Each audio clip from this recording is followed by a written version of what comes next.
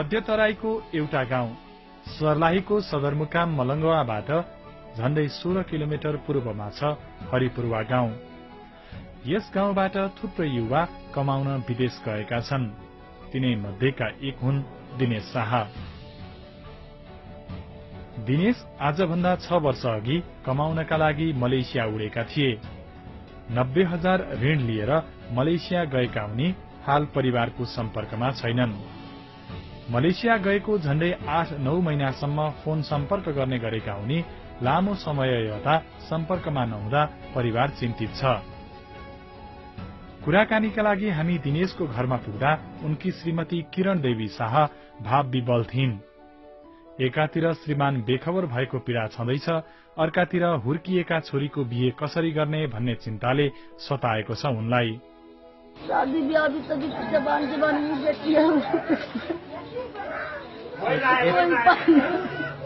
कोई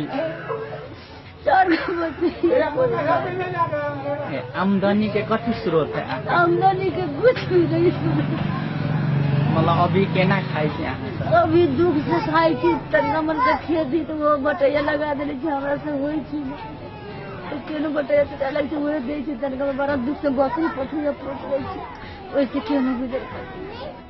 दिनेश विदेश जान लागेको ऋण तिर्न नसकेपछि पुरानो घर पनि बेच्नु पर्यो।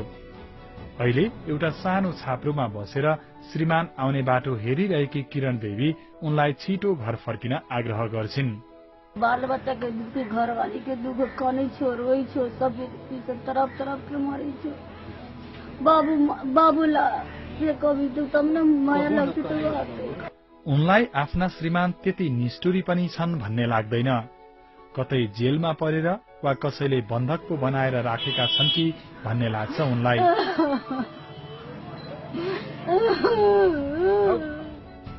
बाबु बेखबर भएपछि छोरीहरू पनि मानसिक तनावमा छन्।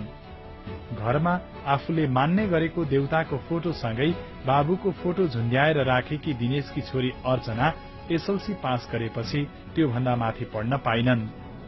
यसरी बाबु बेखबर भएपछि न राम्रो घरमा बिहे हुन्छ न त पढ्न नै सक्ने भन्दै उनले बाबुलाई आफूहरूलाई सम्झेर चाँडै घर फर्किन वा फोन गर्न आग्रह गरिन्।